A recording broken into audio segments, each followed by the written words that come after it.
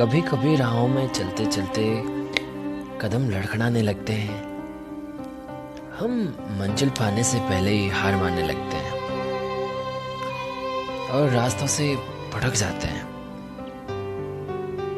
ऐसे में कोई आता है और हमें एक ऊर्जा से भर देता है। अनायासे हमारे रुके हुए कदम बढ़ने लगते हैं। दोस्तों नमस्कार, आदाब, सत श्री अकाल।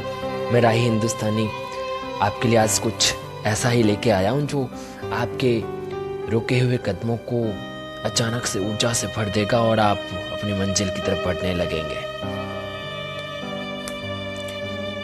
जीवन क्या है, या यूं कहूं कि व्हाट इज लाइफ। कहीं मैंने पढ़ा था, कभी खुशी की आशा, कभी गम की निराशा, कभी हकीकत की धूप, कभी सपनों की छांव, कुछ खोकर कुछ पाने की आशा।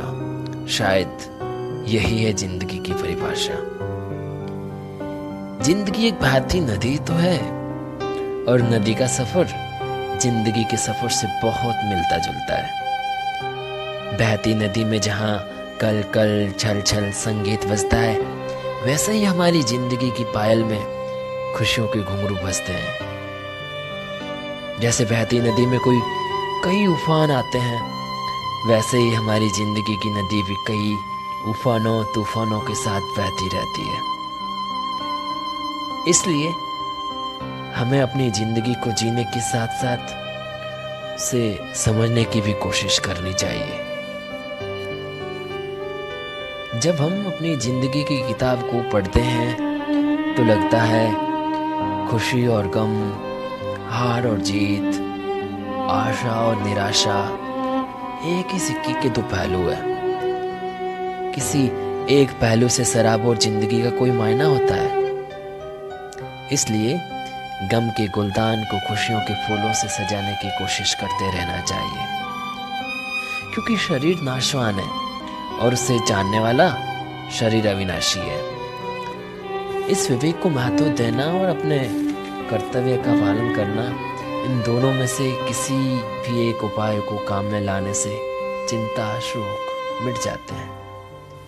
और जीने वालों के लिए जरूरी है कि वे अपनी जिंदगी को एक आम आदमी के लिए समर्पित करें।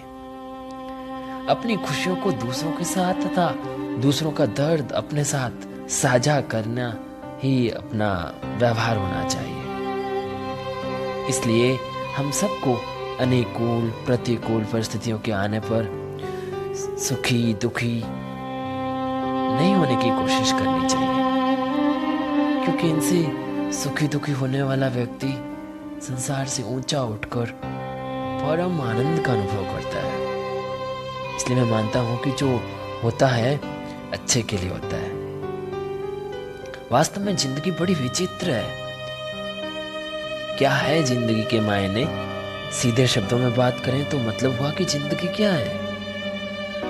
मुनि, महर्षि, योगी, तपस्वी, संत, फकीर, सब लोग युगों युगों से इसके मायने ढूंढ रहे हैं। सबने इसे अपनी अपनी नजर से देखा है।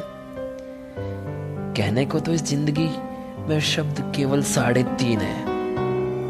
इन्हीं में पूरा ब्रह्मांड समाया है। सारी कायनात बस इन्हीं 3.5 अक्षर